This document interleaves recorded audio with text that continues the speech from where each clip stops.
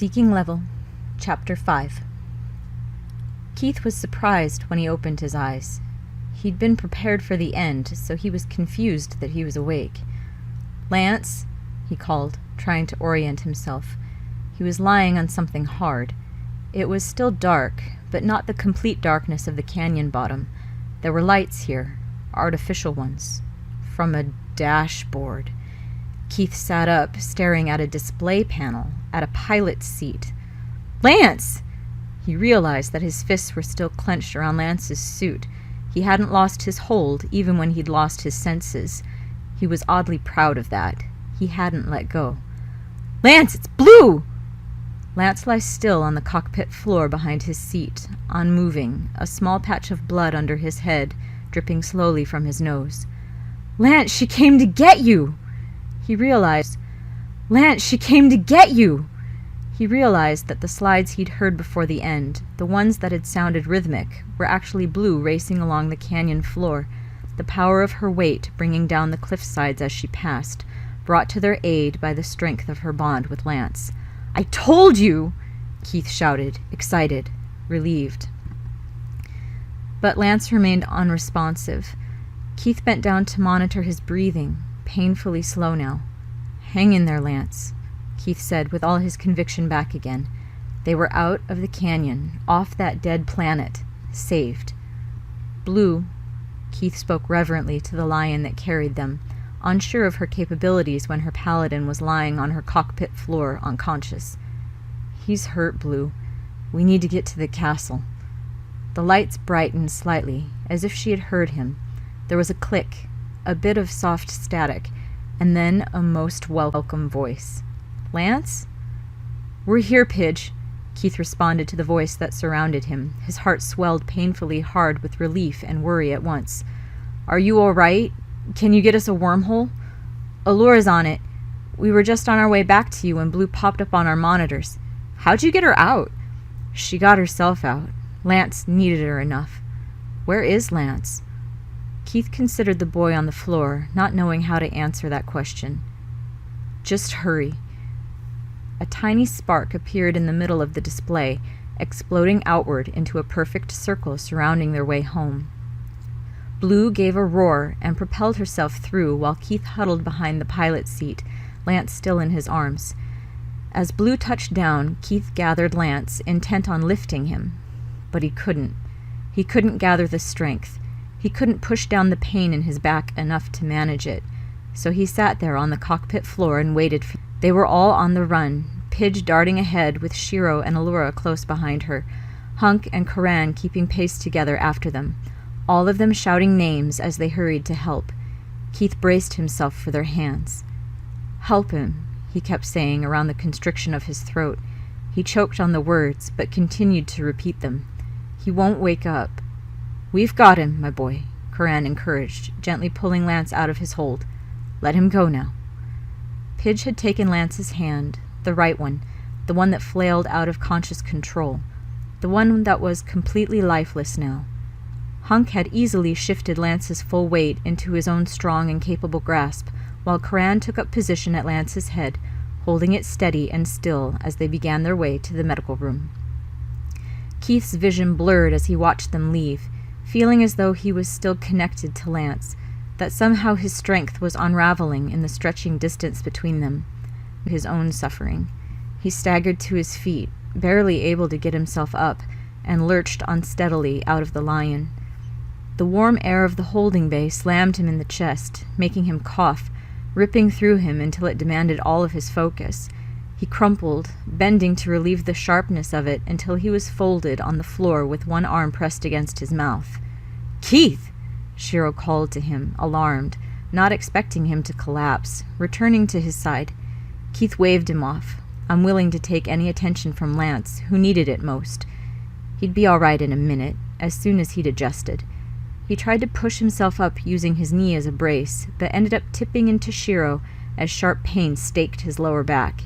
"Take it easy," Shiro ordered, crouching to steady him.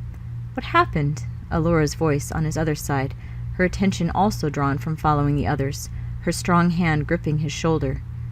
Exposure? Shiro guessed, since Keith was unable to answer. Man, Keith, how long have you been coughing like this?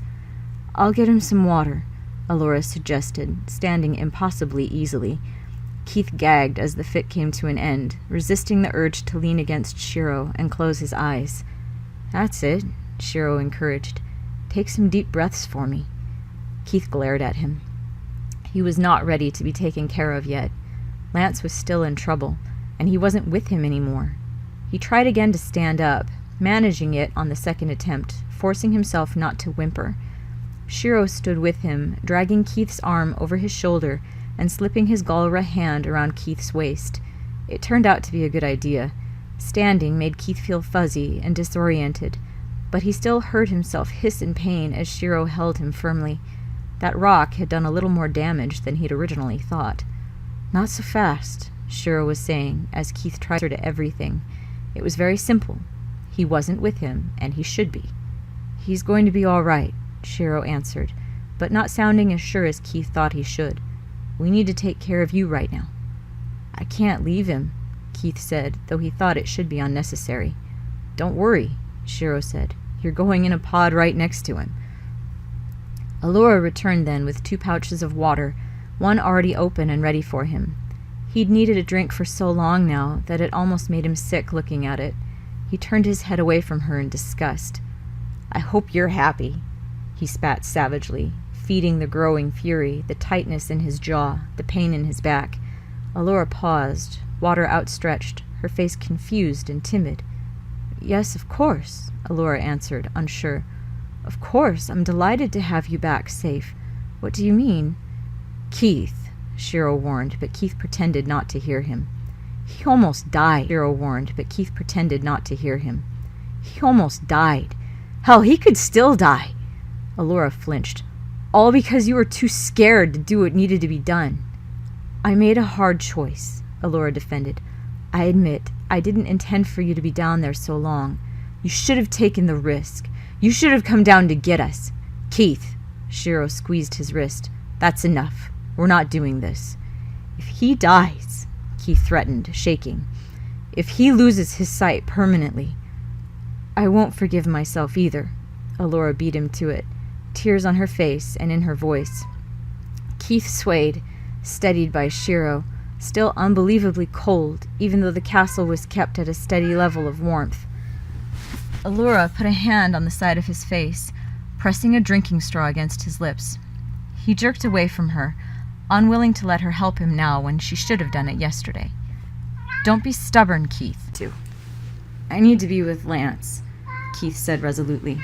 He felt Shiro and Allura exchange looks as he stared sulkily at the floor. He pulled away from Shiro, slowly so he wouldn't lose his balance, but Shiro held him fast, stronger than Keith remembered. Or maybe he really was that weak. Let's go then, Shiro said, giving in. Allura followed in their shadow, but didn't say anything more. The lights of the castle seemed too bright to Keith as they made their way from Blue to the medical room. He was surprised how much he needed Shiro to guide his walking, how whenever he coughed now it took all of his physical attention, so much so that he couldn't really stay standing when he started. They had to pause twice in the short distance for Keith to recover, which irritated him to the point of violence. He wanted to shrug off Shiro, run down the hallway, find out what was happening with Lance. He especially wanted Shiro to shut up as he murmured encouragement to him on their way. Like Keith was happening with Lance. He especially wanted Shiro to shut up as he murmured encouragement to him on their way. Like Keith was truly wounded, like he was on the verge of breaking down. Didn't they know that he'd practically carried Lance for miles down there? All alone, he'd brought him through. And they hadn't been there. They hadn't steadied him through the tunnel. They hadn't heard him when he'd begged for their help. And now he didn't really want it. But the truth was, he was weak and dizzy. He hurt. The place on his back where the rock had slammed into him was aching unbearably and making him limp. And if Shiro weren't there, holding him up, he wouldn't be walking to where they'd taken Lance. So he seethed inwardly, shaky and annoyed, trying not to listen as Shiro complimented him on taking another step forward, trying not to growl if Allura put a hand on him. By the time they reached the medroom, Karan was entering healing codes onto Lance's pod. Keith could see him through the translucent front, his face clean but not quite restful. The healing pods were a scientific miracle, but somehow the absence of an external monitor messed with Keith. He wanted to physically see what was going on inside. He didn't like standing next to his teammates, looking in on their expressions without having any idea where they were in their healing process, or if it was even working. "We need another pod, Karan," Shiro greeted as they entered. He eased Keith onto one of the tables in the center of the room. Keith glared at him, but couldn't do much else in protest. "I thought as much," Karan piped, finishing Lance's sequence and turning toward Keith. Okay. We'll need an initial scan. Do you need help removing your suit?" "I'm fine," Keith snarled through clenched teeth. He just wanted to sit here. I just wanted to make sure Lance was all right.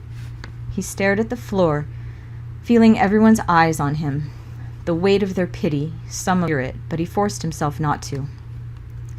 Allura put the water pouch into his hands, forcing him to either take it or drop it. He held on to it, but didn't drink, keeping his eyes carefully downcast so he wouldn't look at her. "All right, guys," Shiro instructed, his voice full of authority. "Let's clear out. We don't all need to be here for this." Allura was the first to obey, the heels of her boots rapidly retreating from the room, giving Keith a twisted sort of satisfaction. Pidge and Hunk followed, slower, each of them passing Keith on their way out. Pidge said something to him that he didn't hear, and Hunk tearfully patted his shoulder. Shiro had apparently excluded himself from his own order. He remained at Keith's side. "What is the status on Lance, Karan?" Shiro asked, standing with arms crossed next to Keith, understanding correctly that he was not going to persuade him to do anything until he knew that his mission was officially over, that there was nothing more that could be done. "Our scan showed significant bleeding and swelling of the brain caused by blunt force trauma to the back of the skull and resulting in cortical blindness and cerebral edema. Also dehydration, hypothermia, and various other relatively mild contusions and abrasions. But the probability of complete recovery is slightly above 50%. "Why so low?" Keith spoke up immediately. "Because nothing's ever guaranteed when we're treating brains," Karan responded, with his usual manner of never sugarcoating anything, yet using a tone that made it seem as if he were trying. "These pods can do wonders, but after brain cells die, there's nothing we can do to regenerate them. We'll have to see which, if any, of Lance's cells are gone, and what functions they serve when he wakes up." "He could wake up a vegetable. Is that what you're saying?" Keith translated. "If by vegetable you mean unable to move or talk on his own, yes, that's a possibility. Unlikely, but a possibility. More likely, he won't be the same Lance he was." "What does that mean?" Keith growled, frustrated, furious that he hadn't been able to get Lance help sooner. "It's the most common side effect of brain injury," Karan explained, not paying any attention to the dangerous look Keith was giving him. "People who were once mild become aggressive, loud people turn quiet. Altering brains alters personality. He might not remember who any of us are. The Lance who comes out of this pod could be completely different than the one we knew." Keith shivered. He pressed his hand to his chest, wondering if this was a process that had already started in the canyon. The Lance down there had been different, less sure, quiet. He'd forgotten English words, forgotten Keith's name sometimes, traits that Keith definitely did not want to become permanent. He didn't always get along with Lance, but at least he was used to how he was. The thought of having to start over... Well, Keith didn't actually want to think about it, reminded him gently, putting a sure hand on Keith's shoulder, monitoring him more than he was listening to Karan, his face worried. "Is there nothing more we can do?" he asked. "Just wait, and let the pod do what it can," Karan confirmed, completely nonchalant, content to let the chips fall where they may, coming to stand in front of Keith, softening as he took in his physical state, as if he'd just now seen him for the first time. "Now let's see what we can do for you, eh?" "I'm okay," Keith insisted, not wanting to be confined into a pod, unconscious against his will, having no control over what was going on around him. What if there were another attack on the castle? It was foolish to be down 2 paladins when they didn't have to be. "You're not," Shiro contradicted. "Or did you forget that I almost carried you in here?" "Shiro," Keith protested again. No, this isn't a choice. You're not breathing right. You're in pain, and you're not okay. Can you even tell how hard you're shaking right now? There's nothing to be afraid of, Karan added helpfully, not understanding Keith's reluctance. It'll be just like falling asleep. Keith dragged his eyes off the ground to look at Shiro, who stood with arms folded, unrelenting. And he knew he was right. There was nothing he could do for Lance, nothing but wait. And if he couldn't even walk by himself, he wouldn't be much use as a defender of the ship either. So even though he hated the idea, he had to admit that it made the most sense. "Fine," he growled, coughing. "Start by taking a sip of that water," Shiro commanded. Keith had forgotten he was still holding it, forgotten he was even thirsty. Shiro's face took on a gentler expression as he watched Keith struggle to lift his hand to his mouth. "Trust me, you do want this, even though it doesn't feel that way." So Keith drank, slowly, under Shiro's guidance about how fast and how much, not really even tasting it. Once he'd relented to being taken care of, the last bit of resistance in his body broke, the last thing keeping him together. He allowed himself to tip over onto the examining table, relinquishing the empty water pouch to Shiro, closing his eyes. His team leader startled slightly as he laid down, wondering if this were the beginning of an emergency, but he softened again as he realized what Keith was doing. "That's it," Shiro encouraged, relief in his tone. "Let us help you." Between the three of them, mostly Shiro and Karan, with Keith doing what he could to help with the dregs of his strength, they removed his uniform and replaced it with the white healing suit. Karan scanned him, coding the pod for the required procedures, exclaiming the findings as they came up with a strange sort of enthusiasm for the macabre that was typical to his personality. 3 missing fingernails, beginning stages of infection. Gracious, boy. Cover him, Shiro. He's shaking too hard for the scanner. Let's see. Abrasion. Another. One more. Wow, that's a knocker, no mistake. And what? Oh, it's hit the limit and not counting them anymore. Bones intact. That's good. Oh, except this one. Lowest rib of the left-hand side. There's a small crack there. What happened, Keith? Falling rock, he answered, after a delay as he processed that he was actually being asked a question. He was starting to feel actual hatred toward that rock, as if it were sentient and personally out to get him. Must have been moving fast. It's torn your kidney. Rather amazing you walked in here knowing that. And finalizing scan. Is there anything else? Yes. Looks like early onset pneumonia. Pneumonia? Shiro spoke up, surprised. He was down there less than 48 hours. Shiro spoke up, surprised. He was down there less than 48 hours. Early onset, Karan repeated. Mixture of no fluid intake and dust inhalation, but you're right, it usually takes longer than that. Strange. We'll set it right, though. No worries. Come on, Keith. Time to get in. Shiro slipped an arm under his shoulders to lift him into a sitting position, then stayed still as the movement dizzied him. You really messed yourself up, Shiro told him. Keith would have rolled his eyes if he weren't already dizzy. He'd done what he had to, unlike Allura. Shiro tightened his hold momentarily in a gesture of affection. It was stupid, he said, but I'm glad you did it. As crazy as he is, the team wouldn't be the same without Lance. Thanks for bringing him back. Keith didn't answer, but knew that Shiro would understand. He leaned into him as he shifted off the table, wincing as he tried to put weight on his left leg, his muscles stiff and uncooperative. Possible. He took the few painful steps into the healing pod, turned and looked at Shiro while Karan strapped him in. It's going to be all right, Shiro promised. See you on the other side. There was a mechanical thud as the pod closed, then a small blast of cold air laced with an anesthetic. Keith closed his eyes and let himself drift. Shiro was in the same place when he came to.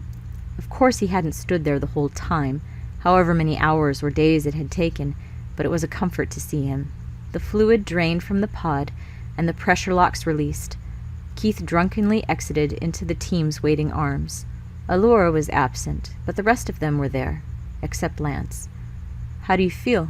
Shiro asked him as he stood on his own, He tested his breath, never more grateful in his life to be able to inhale easily.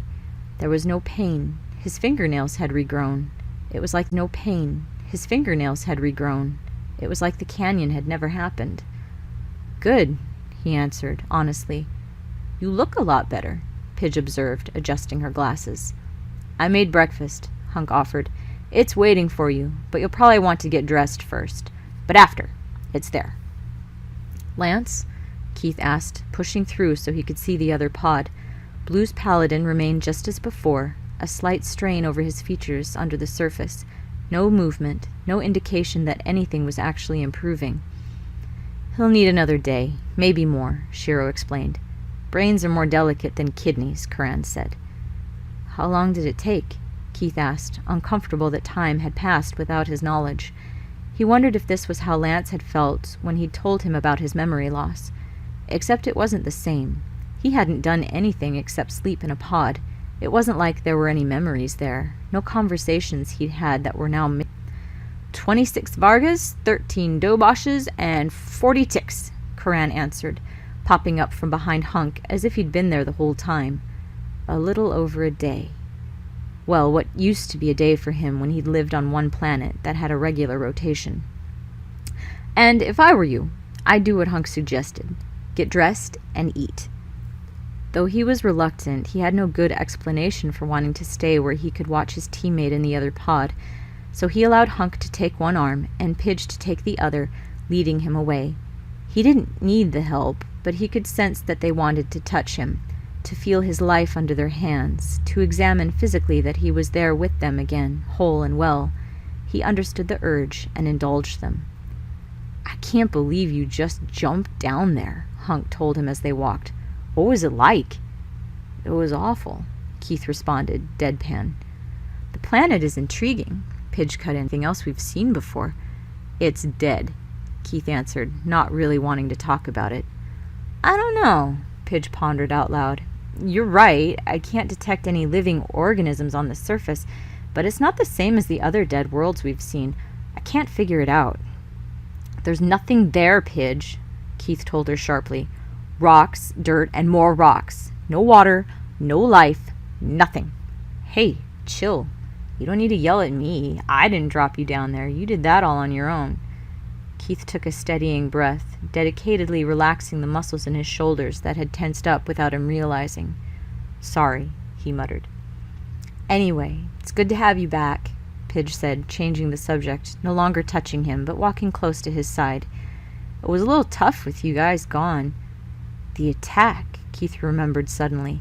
"What happened? How did you get away?" "Why were you gone so long?" "It was hard." "How did you get away?" "Why were you gone so long?" "It was hard," Hunk explained, pausing as they had reached Keith's door. "Without you and Lance, we did what we could with only 3 lions. Luckily, it was just the one fleet, and I think they were surprised to find us where we were. I think if we weren't so used to fighting as a 5-person unit, it wouldn't have taken us so long. Shiro kept shouting orders to you and Lance, forgetting you weren't out with us. Then we needed to be absolutely sure we wouldn't be followed before we went back to you," Pidge added. "But as we were getting close, Blue showed up on her own. Perfect timing, really," Hunk ended. Keith touched the button on the wall that opened the door, stepping into his room and leaving them in the hall. "Yeah," he agreed, half-heartedly, remembering those final moments in the canyon, how he had been thinking they would be his last, clutching hard to Lance's suit so he wouldn't lose him in the earthquake. "I'll meet up with you in a bit." Hunk raised a hand in parting as Pidge grinned at him. They weren't near as worried as he still was. They were more than ready to press forward, continue on as if the last 2 days were nothing, or 3 if he counted the day he'd spent in the pod. He put on his familiar clothes, wondering why everything seemed so off in his room. The light looked weird. The clothes felt wrong. He rested on the edge of his bed for a minute, examining his new fingernails, thinking about his lost day. It hadn't felt like a day. It was like time had just folded on itself from one moment to the next, presenting him fresh and whole. He took a deep breath, closing his eyes. The pods really were something. The unsettled feeling smoothed out a little as he began to hope that it would be the same for Lance. Like stepping out of the pod would be the same as hitting a reset button. It would be fine, like nothing had happened. Keith? Hey, man. Keith sat up, fully clothed on top of his blanket. There was a hand on his shoulder, pinning his attention. There was a scent of spice, warm and inviting. You fell asleep. Hunk? Keith recognized his teammate perched on the edge of the bed, one hand on his shoulder, the other holding a bowl of something steaming. Here, dude, you need to eat something, Hunk invited, handing over the bowl. He put his elbows on his knees, fingertips pushed together in a restful posture as he waited for Keith to taste his offering. Keith took the bowl gratefully, taking an experimental bite. Normally he was hesitant about food he couldn't identify, but he'd learned to accept anything from Hunk's hands without question. He was not disappointed. Whatever was in the bowl tasted remarkably like oatmeal, topped with some sort of spice that was a lovely mixture of cinnamon, anise, and ginger. He sighed around his spoon. Thanks, he said as he swallowed. This is really good. I wish I could tell you what it was, Hunk said, shrugging. It made no difference to Keith. It was warm and soothing. Thanks for bringing it, he said again. I meant to come down. I don't know what happened. No sweat, Hunk assured. The healing pods are like that. Keith paused with the spoon in his mouth, trying to remember. Lance made me swear not to tell, but after he came out that first time, I found him drooling on the sofa in the lounge, completely passed out. I carried him to his room and tucked him in bed like a toddler. Oh, but don't bring it up, because I kind of just told you what I swore I never would, so if you could just pretend that didn't happen, yeah. Well, maybe Lance did that, but Shiro, Keith protested. No, Shiro too, Hunk admitted, crossing his arms. We had a moment pretty much just like this, except I think I brought him some kind of potato goulash. Trust me, healing pod exhaustion is a thing. Keith smiled, returning to his meal, imagining Hunk in a kitchen putting together his best offerings for his newly healed teammate, this weakness to the others, unless perhaps they were in the same situation. Keith felt as though he'd joined some weird fraternity, a newly initiated member. You can go back to sleep if you want, Hunk added, taking the emptied bowl. Things are quiet. We're on the bridge, analyzing the planet you were stuck on. Why? Keith asked around a yawn, his body warm and weighted. We haven't figured out the distress signal we'd received from there yet. Where did the inhabitants go? That scar where Lance fell wasn't from an outside blast. It looks like it came from inside, which kind of explains why it's so unsteady there and caving in. There's some strange energy there, too. Pidge wants to get a sample of the soil. Get it off the Blue Lion, Keith recommended, seriously, shaking aside his sleepiness as what Hunk was saying connected with him. Don't go back down there. Don't worry, Hunk placated. You are officially off the volunteer list for that particular mission. No one should go there, Keith advised, getting heated, sitting straighter. The planet is dead. We should focus our energy somewhere else, somewhere that can still be helped. Take it easy, Hunk said calmly. We haven't made any decisions yet. No one will go near it unless you're ready to make another jump, all right?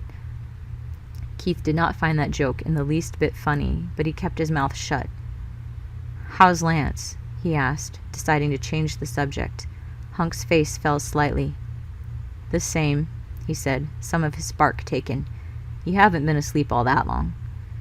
Keith nodded, hating that they were still waiting, feeling new respect for Hunk, who was taking it better than he was for some reason. Guess we should enjoy the quiet while we can, Keith said, trying to make a joke about it, but then wishing he hadn't when Hunk turned to look at him, his whole heart open and exposed on his face. They met eyes for just a second before Hunk grabbed Keith tight, thumping him on the back. Keith lifted his hands to cup Hunk's elbows, letting himself be embraced. Thank you so much, Hunk blubbered, not doing so well keeping his emotions down after all. I saw him fall. I just froze. I was so relieved and scared when I saw you jump down after him. And you don't even like him, and I just thanks. Keith awkwardly patted the yellow paladin. He's one of us, was all he could think of to say. Why did everyone keep thinking that he didn't like Lance? If anything, Lance hated Keith. He was always taking jabs at him. That's right, Hunk agreed, letting Keith go and standing up. Anyway, get some more rest while you can. Someone will come get you if anything interesting happens. Hunk, Keith called to the broad, retreating back as Hunk turned to go. Thanks. No problem, Hunk turned to go. Thanks. No problem, Hunk said absently, and the door closed behind him. For a moment, Keith relaxed again onto his bed, staring at his ceiling with his arm draped over his forehead. It was tempting to close his eyes and return to sleep, but he didn't want to do that. He pushed himself upright and headed out of his room, not toward the bridge where the others were planning the next move, but toward the medical room. He couldn't figure it out, but he just didn't like the idea of Lance being in there by himself. Even if he would never remember being alone in the dark, it just felt wrong to leave him there. Keith couldn't forget the sound he'd made when he thought he was truly alone, that Keith had left him in the canyon. He didn't want to think of him ever making it again if he could prevent it. The med room was indeed dark, the surprisingly warm kind, full of the glow of sensors and equipment, the glow that stretched all through the castle. There was also an internal light in Lance's pod, giving him the strange appearance in an incubator.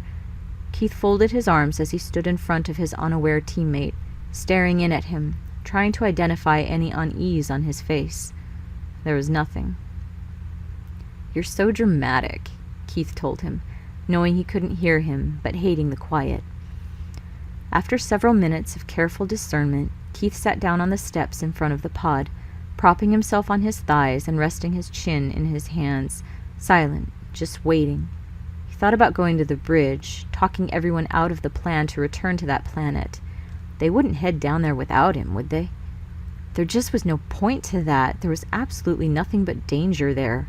It was so easy to get trapped on the surface, or even worse, under it. He couldn't see what they could learn there that would be of any benefit to their overall mission. So what if the scar had come from within the planet instead of being burned into it from an outside source? Hadn't they already seen weird stuff like that on other planets? There was one that shed its whole outer layer into acid, so why was this any stranger and worthier of investigation? Hadn't they already learned enough to know to just leave? Keith leaned back on his elbow, curling one leg underneath him and stretching out the other. He leaned further backward to gaze again at Lance, completely unchanged in the pod.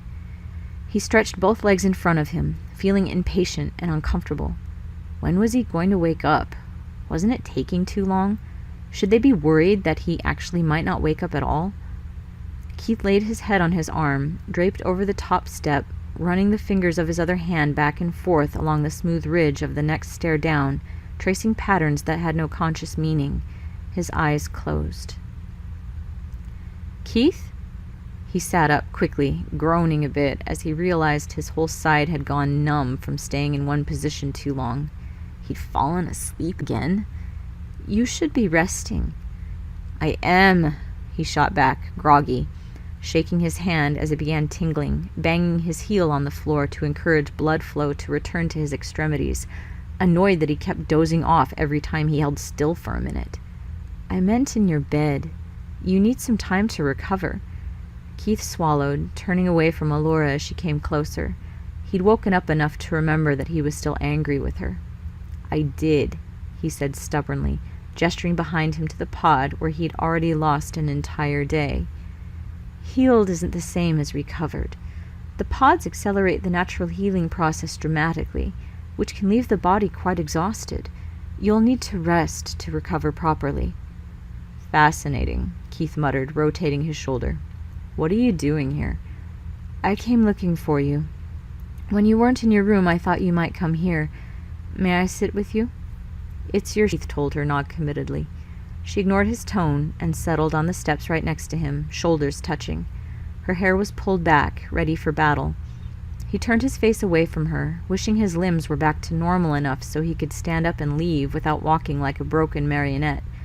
He massaged his palm, leaving the silence as awkward as possible. "Keith, I am sorry," Allura apologized in a burst of regret. "The plan to pick you up from that planet was a bad one. I should have listened to you, especially after we learned what state Lance was in." Keith kept quiet, letting her punish herself more than anything he could have said. "It just felt like too much of a risk. The ground there, we've been studying it, and it's like nothing I've ever seen. The way it behaves, as if there is no internal core to the planet at all. So unstable. I honestly thought you'd be safer coming to a rendezvous point. Of course, I could have done it better, but at the time, I really thought I was doing the right thing." She paused, and he knew what she was waiting for. She wanted some reassurance from him, validation that given her situation, she had made the only choice. But he wasn't going to give that to her, not with Lance unconscious behind them. "I asked too much of you," Allura went on, pricking Keith's nerves. "I hope you'll forgive me." Keith felt his voice stop up in his throat, on the verge of doing what she wanted, but not wanting it to be that easy, not after the hell he'd been through down there, and the thought that they were planning on returning. "Then don't go back," he said instead, viciously. "What?" Her tone was innocent, like she truly had no idea what he meant. "Hunk told me you were planning on going back down there to study the planet. Don't do it. You said you should have listened to me, so do it now. Let's leave." Allura bit her lip thoughtfully, as if carefully selecting her next words. "This is a unique opportunity," she said slowly. "The soil Pidge took from the Blue Lion suggests that there may be a new kind of quintessence underneath the surface of the planet. There may even be another rift." "There is nothing good on that planet," Keith said firmly. "I know your experience down there was traumatizing, but Keith, to let this go unexplored. 3 days ago, I asked you for a rescue mission that you denied because you thought it was too dangerous. Now I am confirming that it is too dangerous, and you're going to ignore me again? I don't think we are seeing this the same way." "No, we're not. At all." Keith jerked to his feet, put one hand on Lance's pod, and started out of the room. He didn't want to leave, but he didn't want to talk to Allura anymore either. She